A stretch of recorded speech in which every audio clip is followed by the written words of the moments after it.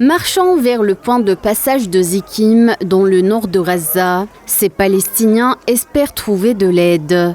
Désespérés, ils risquent leur vie à la recherche frénétique de nourriture. Ces dernières semaines, plusieurs Palestiniens ont été tués dans la zone proche du passage.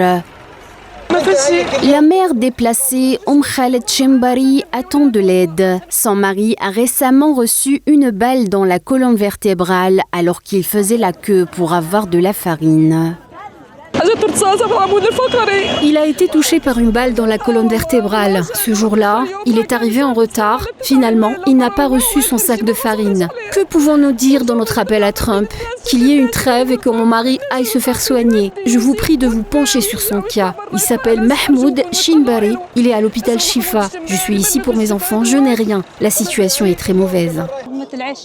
Smoud Wahden, une autre mère déplacée tenant son bébé dans ses bras, a fait le voyage jusqu'au point de passage depuis une école de la ville de Gaza où elle est hébergée avec sa famille. Le voyage comportait beaucoup de risques pour elle et son bébé, mais elle avait dû affronter ce danger pour nourrir ses enfants. J'ai fait tout ce chemin au péril de ma vie pour mes enfants. Ils n'ont rien à manger depuis une semaine. Je souffre du manque de nourriture. Je me déplace sans cesse pour trouver quoi manger. Je cherche au moins un morceau de pain pour nourrir mes enfants, mais en vain. Je leur donne de l'eau et du sel à boire tout au long de la journée.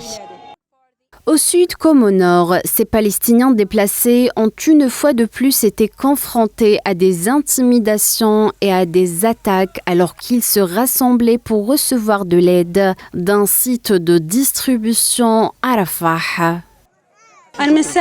Je suis arrivée ici à 6h du matin dans l'espoir d'apporter quelque chose à mes enfants. Mon mari est emprisonné depuis 1 an et demi. Je suis responsable d'une famille de 7 personnes et mes enfants souffrent de malnutrition. J'espérais obtenir ne serait-ce qu'1 kilo de lentilles ou de farine. C'était bondé. Ils nous ont aspergés de gaz lacrymogène. C'est une humiliation. C'est une honte.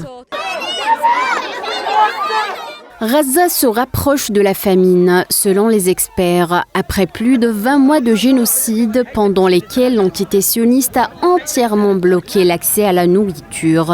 Le nombre de personnes mourant de malnutrition ne cesse d'accroître.